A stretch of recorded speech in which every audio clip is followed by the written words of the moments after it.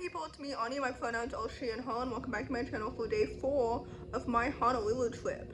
I mentioned in my last video that we probably wouldn't be going to the beach today because we thought it would be raining, but it's actually not actively raining, so we went anyway. Anyway, my current read is Ramin Abbas Has Major Questions, and basically this book is a YA contemporary following a gay Muslim Pakistani main character who is questioning his faith as he comes to terms with his sexuality, which is such a good concept to write about because I know that there are so many young queer people who are in religious, conservative, environments and households and families. And I don't know, I think that questioning your faith is very normal. I think that questioning your sexuality or gender identity is also very normal, regardless of if you end up at a queer conclusion or a straight cisgender conclusion. I think that everyone should be allowed freedom and exploration and happiness to do whatever they want. I personally think that queerness is not sinful in any way, and I don't know, I'm way more liberal in my thinking and my values than many of the people that I grew up around, because I grew up in a very, I would say, conservative, religious, Christian, place. And then I grew to question my faith, and now I have come to a conclusion that I think that queerness and religion can coexist. I think that oftentimes people, and oftentimes stereotypically conservative Christians, are not open to this idea, which is very interesting because you should be. Because I think Jesus would be open to these conversations. And also, it really irks me that certain parents think that throwing their child out of their home is the solution when the child comes out of them. Anyway.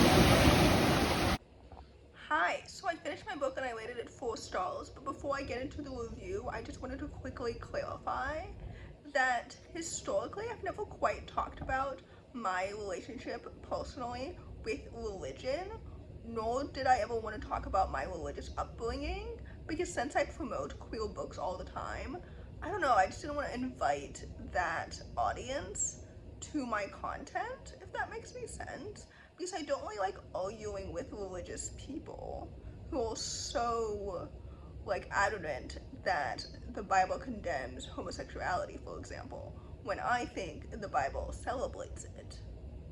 I don't know, hot take. I don't know. I follow Maddie Mae Modal on Instagram, and I think that her content is so cool and so clever and just so awesome. And also, at the end of the day, personally, maybe it doesn't really matter whether or not you think queerness is sinful. It matters to me more how you treat them. And sometimes, they are mistreated by the Christian community, and it's so stupid and ignorant and antiquated to me, personally.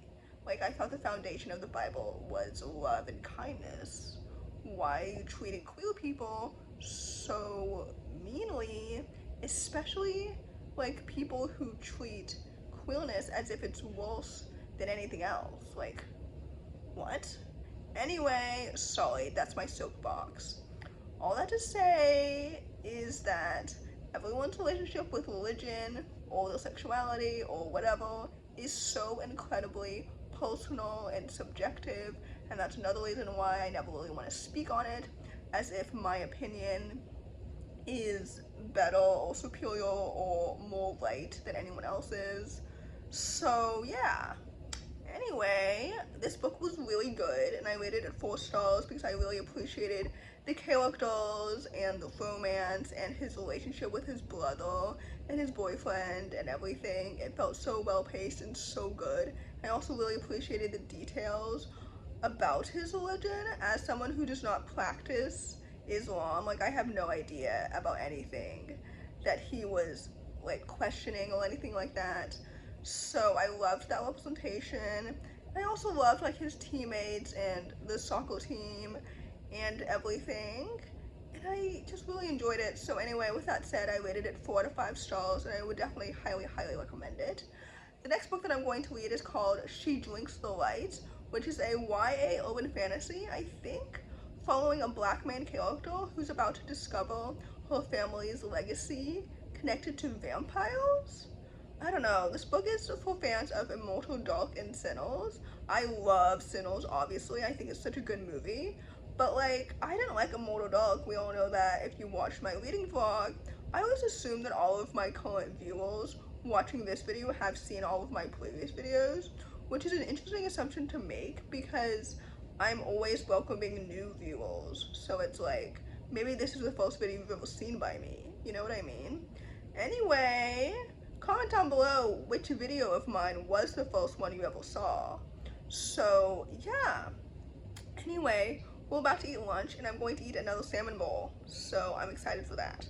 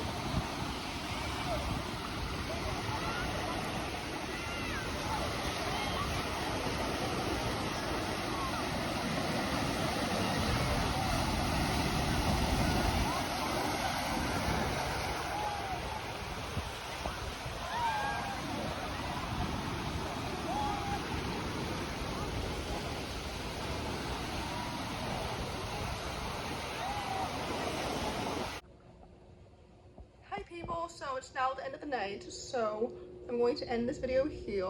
I finished She Drinks the Light. I rated it 3 stars.